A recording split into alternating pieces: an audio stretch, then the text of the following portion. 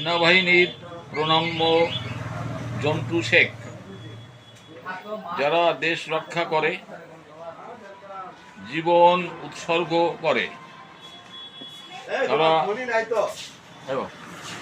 তারা সব সময়ের জন্য প্রণম্য ব্যক্তিত্ব।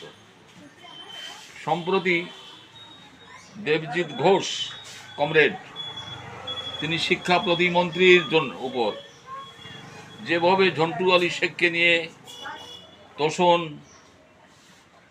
বললেন, আমরা হতবাক হলাম।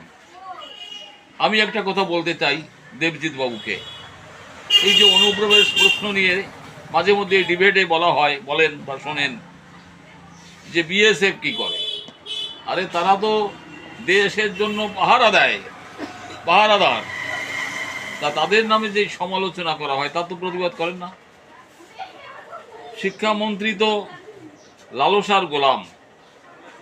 50 কোটি নগদ টাকা, 11 কেজি সোনা, অনেকে বলছেন ইন্দ্রদেব পার্থবাবুকে। এ বিষয়ে তো কিছু বলেন না।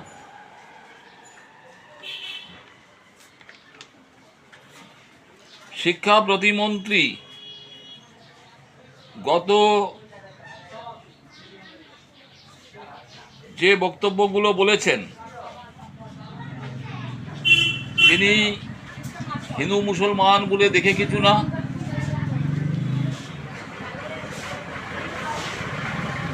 একজন ভারতবর্ষের সৈনিক, ভারত সরকারের একজন ভারপ্রাপ্ত মন্ত্রী, সেই হিসেবে তাকে যা রেসপেক্ট করা দরকার তা করেছেন।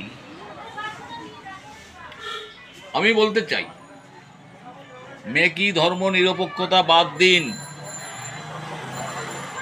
পারলে শিবদাস ঘোষের কমিউনাল হারমোনি বইটা কিনে পড়বেন, হাউ টু বি গুড কমিউনিস্টেও পড়বেন। শুধু সুবিধাবাদী কথাবার্তা বলে গা বাঁচিয়ে রাজনীতি করা চলে না, বিশেষ করে কমিউনিস্ট পার্টি চলে না। স্পষ্টবাদী, বাস্তববাদী হতে হয়, এটাই হচ্ছে বিষয়। আর একটি মাত্র কথা বলবো আপনাদের কাছে, সেটা হলো, যারা প্রকৃত অর্থে অন্যায় করেছে, যারা অপরাধ করেছে, তাদেরকে অপরাধী বলুন,